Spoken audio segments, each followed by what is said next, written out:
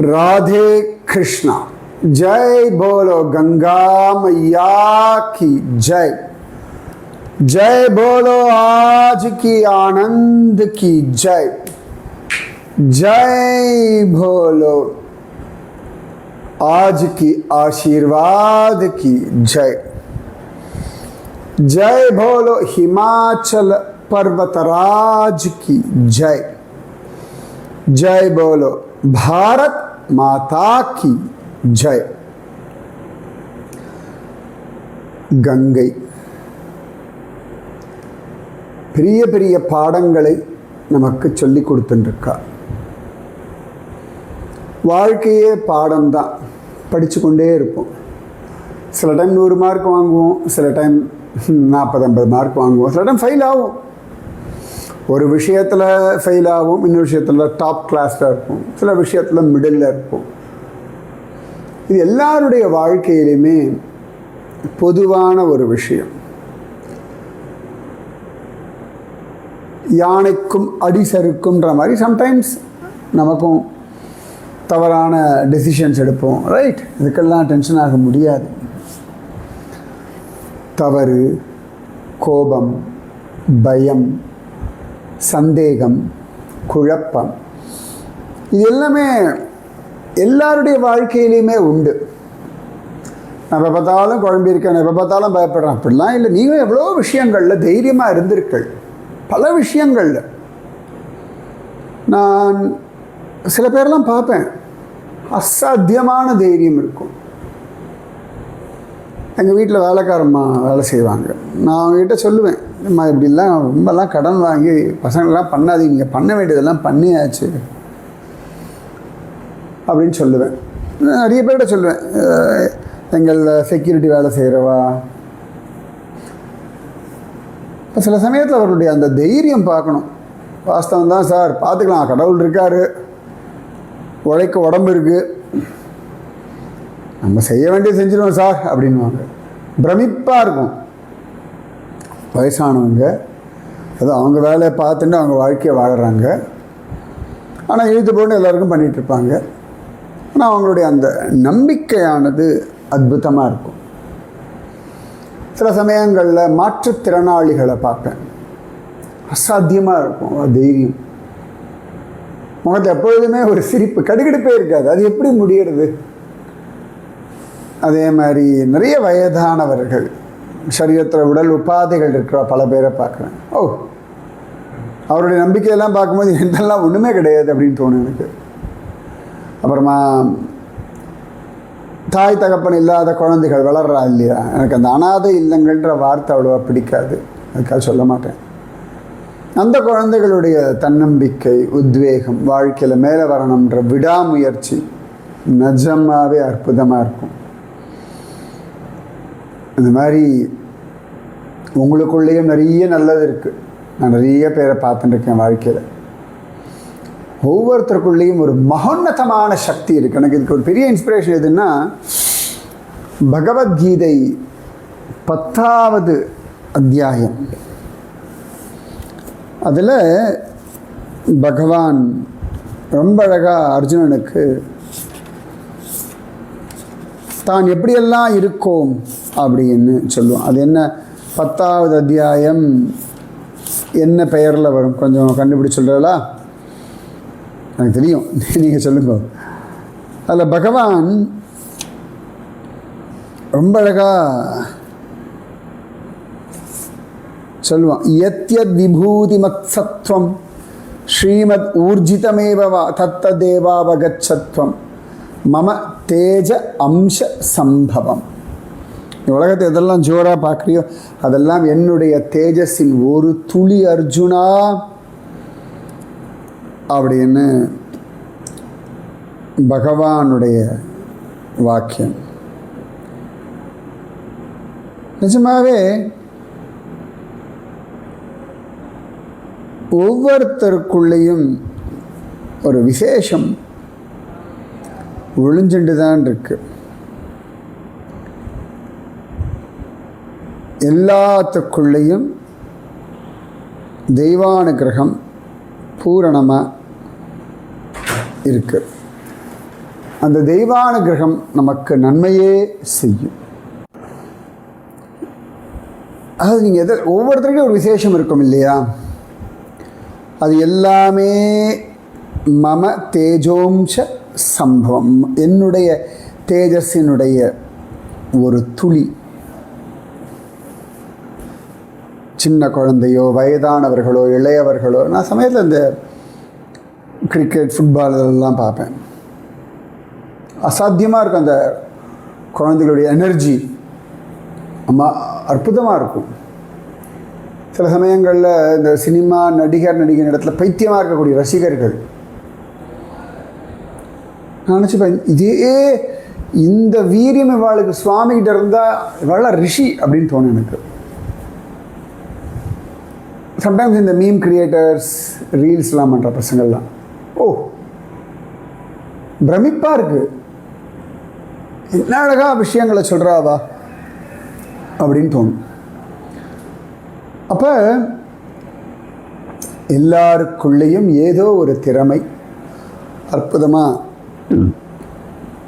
என்றைக்குமே இருக்குது. சரியா? அதனால் ஒரு நாளும் உங்களை நீங்கள் தாழ்வாகலாம் நினைக்க வேண்டிய அவசியமே கிடையாது. நீங்கள் இருக்கிற இடத்துல இருந்துட்டு பக்தி பண்ணுங்க. பண்ணிகிட்டே இருந்தால் எல்லாம் கிடைக்கும். கங்கை, அன்றைக்கே சொன்ன கங்கையை பற்றி எவ்வளோ அழகாக நாரதிய புராணத்திலெல்லாம் சொல்லியிருக்கார்கள் அப்படின்னு சொல்லி. அப்போ அந்த கங்கை கரையிலேயே வாழ்வதனால குகனுக்கு எல்லா விதமான அனுகிரகமும் இப்போ கிடைச்சாச்சு. ஐவரானோம் அப்படின்னு ராமச்சந்திரமூர்த்தியே சொல்லிட்டார்.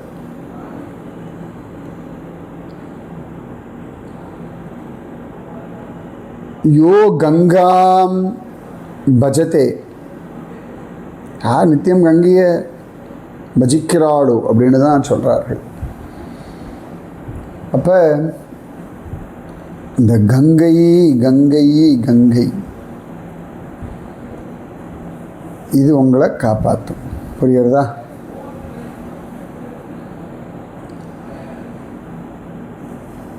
ஒரு நாளும் ஒரு கவலையும் கிடையாது.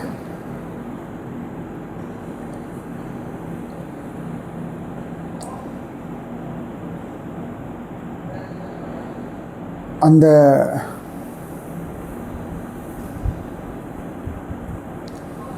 கங்கை குகனுக்கு எவ்வளோ கொடுத்துட்டா இல்லையா? ராமன் தன்னுடைய சகோதரன், தனக்கு அடுத்த சகோதரன் யாருன்னா குகன் தான். அதுக்கப்புறமா தான் பரதன், லக்ஷ்மணன், சத்ருகுணன் எல்லாம் அப்படி தள்ளியாச்சு. ஏன்னா பரதனையும் தம்பின்றார், லக்ஷ்மணனையும் தம்பின்றார், எல்லாம் குகனுக்கு தம்பின்றார். அப்போ ராமனுக்கு அடுத்தது யார்? குகன் தானே. அத்தனை சிரேஷ்டம் இந்த குக பெருமாள், ஆத்ம சம சகா. கம்பராமாயணத்தில் கம்பன் எப்படி சொன்னார் அப்படின்னு பார்த்தோம். ரைட்? நேத்தியே சொன்னேன், ஆழ்வார்கள் பாசுரத்தில் என்னெல்லாம் சொல்லியிருக்கா பாருங்கோ அப்படின்னு. நம்ம சீனியாரிட்டி படி பெரிய ஆழ்வார் சீனியர், அவரோட ஒரு பாசுரத்தை எடுத்துப்போம். பெரிய ஆழ்வார் திருமொழி ஹனுமன் கூறிய அடையாளம். அதை சொல்லும் பொழுது ஹனுமன் சொல்கிறார், வாரணிந்த முளைமடவாய் வைதேவி விண்ணப்பம் தேரணிந்த அயோத்தியர்கோன் பெருந்தேவி கேட்டருளாய் கூரணிந்த வேல்வலவன் குகனோடும் கங்கை தன்னில் சீரணிந்த தோழமையை கொண்டதும் ஓர் அடையாளம். அழகாக கச்சை அணிந்த திருமார்பை உடைய தேவி வாரணிந்த முலை மடவாய் வைதேவி விண்ணப்பம். அழகான வைதேவி. அதாவது இந்த இடத்துல சின்ன குழந்தைகள்லாம் ஒரு பெண்ணுடைய ஸ்தனபாரத்தை பார்த்து சொல்கிறா போல ஒன்று. ராமனுக்காகவே இருக்கக்கூடிய ஸ்தனபாரங்கள் எப்படி ஆண்டாள் சொல்லுவா இல்லையா, உண்ணு தெழுந்த என் தடமுலைகள் மானிடர்க்கென்று பேச்சுப்படில் வாழகில்லேன். என்னுடைய திருமலை தடங்கள் பகவானுக்காக சமர்ப்பிக்கப்பட்டது அப்படின்றார். அந்த மாதிரி எம்பெருமானுக்காகவே தன் திருமேனி சௌந்தரியத்தை சமர்ப்பணம் பண்ண வைதேவி, விதேகராஜனுடைய மகளான வைதேகி. அந்த ஹி வைதேவின்னு ஆயிடுத்து தமிழில். வாரணிந்த முலை மடவாய் வைதேவி விண்ணப்பம் தேரணிந்த அயோத்தியர்கோன். தேர்களாலே அலங்கரிக்கப்பெற்ற, தேர்களாலே நிறைய பெற்றதான அயோத்தியாவினுடைய ராஜனாகக்கூடிய ராமனுடைய பெருந்தேவி கேட்டு அருளாய். பெருமைக்குரிய தேவியே கேள். கூரணிந்த வேல் வளவன். அன்றைக்கே சொன்ன, நேற்று கூட சொல்லியிருந்தானே, என்ன சொன்னேன், வடிவேலாய். அழகா அந்த மாதிரி கூரணிந்த வேல் வளவன், கூர்மை பொருந்திய வேலாயுதத்தில் வல்லவன் ஆகிய குகனோடும், அந்த குகனோடு கங்கை தன்னில், அந்த கங்கை கரையில் சீரணிந்த தோழமையை கொண்டதும் ஓர் அடையாளம். சீரணிந்த சிறப்பு பொருந்தியதான ஒரு அன்பை தோழனாக ஏற்றுக்கொண்டதை சகோதரனாக ஏற்றுக்கொண்டானே, அது ஓர் அடையாளம். ஆஞ்சநேயமூர்த்தி சீதா பிராட்டியை பார்த்து அசோகவனத்தில் அவளுக்கு தான் ராமதூதன் அப்படின்னு நிரூபணம் பண்ணுறதுக்காக சொன்ன ராமாயண விஷயங்களில் ஒரு பாசுரம் இது.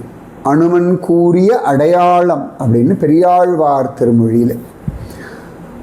கூர்மையான வேலை உடைய வல்லவனான குகனோடும் கங்கை தன்னில் சிறப்பு பொருந்தியதான தோழமையை கொண்டதும் ஓர் அடையாளம்.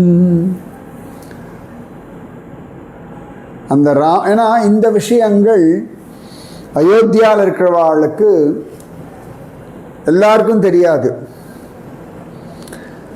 பரதன் சுமந்திரருக்கெல்லாம் தெரியும். பரதன் குகன் சொல்லி சுமந்திரர் சொல்லி கேட்டிருக்கான். சுமந்திரர் பார்த்துருக்கார். சுமந்திரர் கூட தள்ளின்னு தான் பார்த்தார்.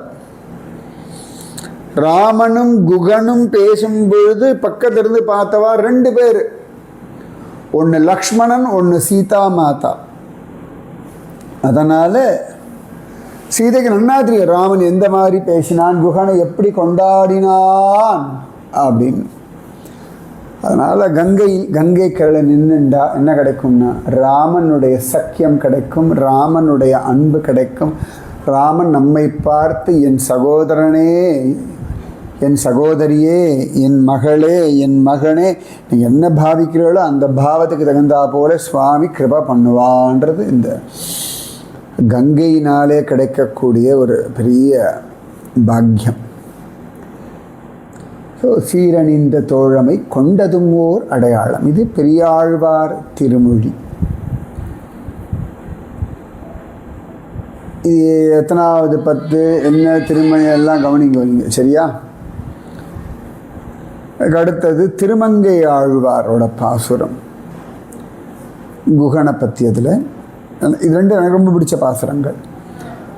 ஏழை ஏதலன் கீழ்மகன் என்னாது இறங்கி மற்றவர்க்கு இன்னருள் சுரந்து மாழைமான் மடநோக்கி உன் தோழி உம்பி எம்பி என்று ஒழிந்திலை உகந்து தோழன் நீ எனக்கு இங்கு ஒழி என்ற சொற்கள் வந்தடியேன் மனத்திருந்திட ஆழிவண்ணனின் அடியினை அடைந்தேன் ஆணிபொழில் திருவரங்கத்தம்மானே.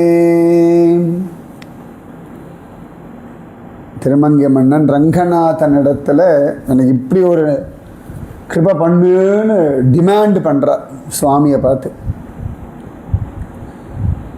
அணிபொழில் திருவரங்கத்து அம்மானே, ஆழி வண்ண, கடல் போன்ற வண்ணமுடைய ஆழி வண்ண அணிபொழில் அழகிய சோலைகள் இருக்கும்படியான திருவரங்கத்தில் எழுந்தொழிருக்கக்கூடிய என் சுவாமியே,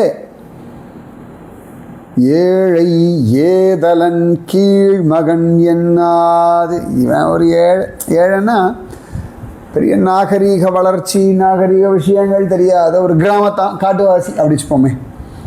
ஏழை ஏதலன், ஏதலன்னா அதோ காட்டுக்குள்ளே அலைகிறவன், வேட்டையாடுறவன், அந்த மாதிரி வேட்டைக்காரன். கீழ் மகன், இப்போவுமே நாட்டில் இருக்கிறவர்களுக்கெல்லாம் அந்த காட்டில் வாழக்கூடியவர்கள் ஆதிவாசி, காட்டுவாசி, வனவாசின்னா கொஞ்சம் லோவாக பார்ப்பார்கள். அது ஸ்வபாவம், என்னமோ அவர்களுக்கு நாகரீகம் இல்லை அப்படின்றாங்க. இது உலகத்தினோட அபிப்பிராயம், ராமனோட அபிப்பிராயம் இல்லை, குகனோட அபிப்பிராயம் இல்லை. இது ராமனுடைய அபிப்பிராயம் இல்லை, மற்றவர்களுடைய அபிப்பிராயம். இப்போ உலகத்தாரோட அபிப்பிராயம் படி ஏழை ஏதலன் கீழ்மகன் இப்படிலாம் நினைக்காம என்னாது இறங்கி, ஏழை ஏதலன் கீழ்மகன் என்னாது இறங்கி. ஏன் இந்த வார்த்தைகள் சொல்கிறாருன்னா, சாதாரணமாக ஒரு காட்டில் பெரிய ராஜாதிராஜன் பட்டாபிஷேகம் நடக்கிற இருந்தவன் தடைப்பட்டு போயிடுத்து காட்டுக்கு வரான்னா கடுப்பில் இருப்பான், வெறுப்பில் இருப்பான், மற்றவாள் துச்சமாக நினைப்பான். கைகேயி மேலேயும் அந்த கூனி மேலேயும் காட்ட முடியாத கோபத்தெல்லாம் இவன் மேலே காட்டுவான். ஆனால் அதெல்லாம் எதுவுமே பண்ணலையா ராமன், சாதாரணமாக பழகிறான். அந்த மாதிரி நினைக்காமல் ஏழை ஏதலன் கீழ்மகன் என்னாது இறங்கி அவன் மேலே கிருபை பண்ணி, மற்ற அவர்க்கு இன்னருள் சுரந்து, அவன்கிட்ட இரக்கமே பெரிய விஷயம் சுவாமி பண்ணுறார். அதுக்கு மேலே அந்த குகன் மேலே இன்னும் அருள் சுரந்து, இன்னும் அருள் பண்ணி, மாழைமான் மட நோக்கி, இந்த மானின் பார்வை போன்ற கபடமற்ற கண் பார்வை உடையவளான என் மனைவியாக இந்த சீதை, மாழை மான்மட நோக்கி உன் தோழி, உன்னுடைய தோழி, அதாவது உனக்கு சொந்தக்காரி. எம்பி உம்பி, உம்பி எம்பி, இந்த லக்ஷ்மணன் இருக்கானே உன்னோட தம்பி, அதனாலே என் தம்பி. உம்பி எம்பி மாழைமான் மட நோக்கி உன் தோழி, உம்பி எம்பி என்று சொல்லி விழிந்திலை, அதோட நிறுத்தலையா.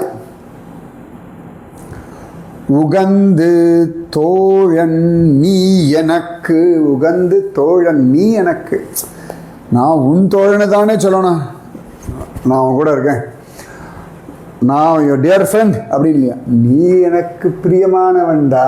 உகந்து உயிர் தோழன்ற மாதிரி உகந்து எனக்கு தோழன் நீ, உகந்து தோழன் நீ எனக்கு, எனக்கு பெரிய பாக்கியம், எனக்கு தோழனாக கிடச்சிருக்கிறது. இங்கு ஒழி, இங்கேயே இரு. சொன்னார் இல்லையா கம்பன், பரதனுக்காக இங்கே இரு அப்படின்னா. உகந்து தோழன் நீ எனக்கு இங்கு ஒழி என்ற சொற்கள் வந்து அடியேன் மனத்து இருந்திட.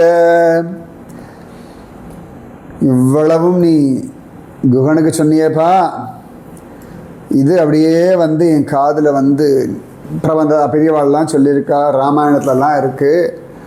அதனால் வந்து அடியேன் மனத்திருந்திட, இது என் மனசில் இருக்கிறதுனால நான் அதிலேயே நம்பி மயங்கி, ஆஹா இப்போ குகனை விடலை. குகனும் நம்மளை மாதிரி வேட்டு வந்தான், வேடு வச்சாதி தான், ஒரு வேடு வச்சாதி தானே நம்ம திருமங்கை மன்னன், காட்டில் அலைகிறவர் தானே. அதனால் நீ குகன் அப்படிலாம் ஏற்றுண்டியாமே, என்னையும் ஏற்றுப்ப அப்படின்னு சொல்லி, என்ன வார்த்தை பாருங்க. அடியேன் மனத்து இருந்திட ஆழிவண்ண நின் அடியினை அடைந்தேன். அதாவது எல்லாரும் விபீஷண சரணாகதி அப்படி பல விஷயங்களை சொல்வார். குலசேகர மன்னன் எவ்வளோ விஷயங்களை சரணாகதி பற்றி சொல்வார். இந்த இடத்துல திருமங்கை மன்னன் குகனுடைய விஷயத்தை சொல்லி அடியேன் மனத்திருந்திட ஆழிவண்ண நின் அடியினை அடைந்தேன். இந்த குக சக்கியத்தை நம்பிக்கை வச்சுட்டு குக சக்கியத்தை தலைமையில் கொண்டு நான் உன் அடியினை அடைந்தேன். எனக்கு யாரும் இன்ஸ்பிரேஷன்னா குகன் தான். அவரை வச்சுட்டு உன் அடியினை அடைந்தேன் அணிபொழில் திருவரங்கத்து அம்மானே. ஏழை ஏதலன் கீழ்மகன் என்னாது இறங்கி மற்றவர்க்கு இன்னருள் சுரந்து மாழை மான்மட நோக்கி உன் தோழி உம்பி எம்பி என்று ஒழிந்திலை உகந்து தோழன் நீ எனக்கு இங்கு ஒழி என்ற சொற்கள் வந்து அடியேன் மனத்திருந்திட ஆழிவண்ணனின் அடியினை அடைந்தேன் அணிபொழில் திருவரங்கத்து எம்மானே. அம்மானே முதல் பாசுரமே இது. திருமங்கை மன்னனுடைய அழகான பாசுரம். இப்போ நீங்கள் குகன் கதையை கேட்டால் இல்லையா? கங்கை கரையில் நடந்தது சீரணிந்த அழகான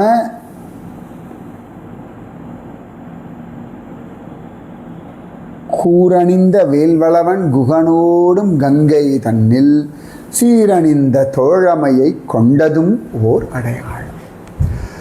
அப்போ இவ்வளவு நாள் நிறுத்தி நிதானமாக ஓரிரவு குகனோட சுவாமி இருந்தார் அப்படின்ற வைபவத்தை கேட்டோம் இல்லையா? இந்த ஓரிரவில் நடந்த எல்லா சம்பவமும் ராமனும் குகனும் பேசினதும் குகன ராமன் தன் தோழையமையாய் ஏற்றுக்கொண்டதும் கங்கை சாட்சி. அதனால் ரங்கா அந்த குகனுடைய வைபவத்தை நினச்சிண்டு நான் உன் அடியினை அடைந்தேன் அப்படின்றார் திரு மங்கை மன்னன். அவ்வளோ பெரிய பாக்கியம் ஆச்சு. 26ஆம் தேதி ஸ்ரீராம நவமி. பெரிய பாக்கியம் இல்லையா நமக்கு?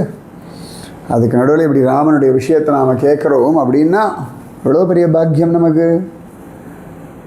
ஹரே கிருஷ்ணா ஹரே கிருஷ்ணா. நேற்று இதுதான் கேட்டிருந்தேன், என்னென்ன பாசுரங்கள் கண்டுபிடிங்கோ அப்படின்னு. இந்த பெரியாழ்வார் திருமொழியில் 3ஆம் திருமொழி 10ஆம் 3ஆம் பத்தில் 10ஆம் பத்து, அதில் 4ஆம் திருமொழி. திருமங்கை ஆழ்வாரில் 5ஆம் பத்து 8ஆம் திருமொழி, அதில் முதல் பாசுரம் இது. ஓகேவா? கடான்னு சொன்னேன், அப்படி கண்டுபிடிக்க பரவாயில்ல. அத்தனை அழகான இந்த குகன் விஷயம் நிறுத்தி நிதானமாக அபாடான்னு அனுபவிச்சிருக்கோம். பெண் பிள்ளை சொல்கிறாள், என்ன சொல்கிறா?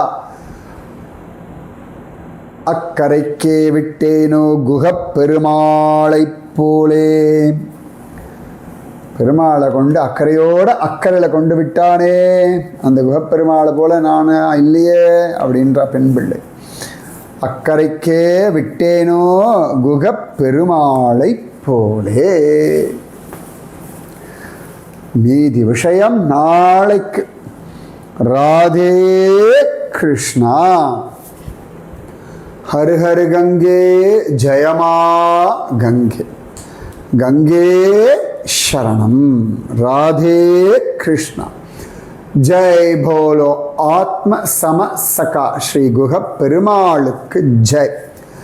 जय बोलो सीता रामचंद्र भगवान की जय. जय बोलो हिमाचल पर्वतराज की जय. जय சொல்லு. பாரத் மாதாவிற்கு ஜெய் சொல்லு. ராதே கிருஷ்ணா.